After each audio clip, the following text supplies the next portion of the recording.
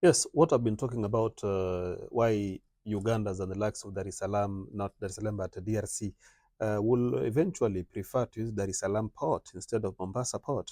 So a deal between Uganda and Tanzania is now coming into place, whereby the two countries want to link with an SGR, the standard gauge railway. So I know many people say that Kenya is losing it because again there's another SGR from Kenya that comes from Mombasa through Nairobi to is going to go through Malaba to Uganda. Of course, that's going to be route number one. But of course, Uganda is also looking for complementary routes that can take it to the coast.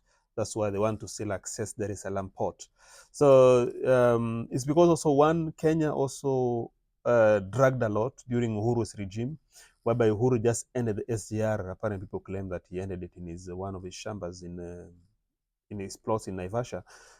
I can't verify this, but of course, by that time, if the government of Kenya had actualized this and moved the SGR to Malaba, then it would have been good for it. But then again, you're looking at point number two here, DRC and other neighboring countries. Of course, they also want this SGR. They want access to the port. And you're looking at the position of Dar es Salaam and Tanzania is quite closer to DRC on that other region. The only advantage that Kenya has had over Tanzania is because of the good roads we've been having.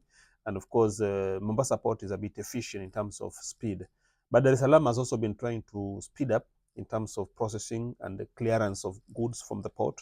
And this, you see, even the likes of South Sudan and Uganda now, somehow they prefer importing some of their goods through the Dar es Salaam port.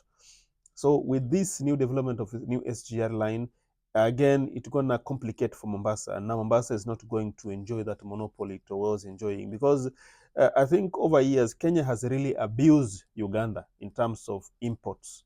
You look at even during election violence, people were polluting the rail. You look at even the Kenya pipeline that was supposed to, the not Kenya pipeline, but the pipeline, the oil pipeline was supposed to go through Lamu, through Kenya to Uganda. Kenya became a bit complicated in terms of the cost.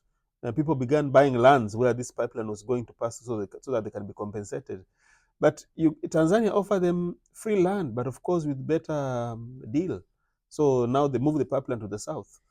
So yeah, the SGR now is Ugandans are now going to enjoy this, meaning that they can access the ocean through Tanzania or through Kenya. So whoever we're going to make it more efficient, I think that's the country that's going to benefit more. So the one between Tanzania and Uganda, it's going to be financed by the FDB, African Development Bank, while the one we have in Kenya is with Uganda. Of course, this is financed by the China that already financed the other half to Naivasha.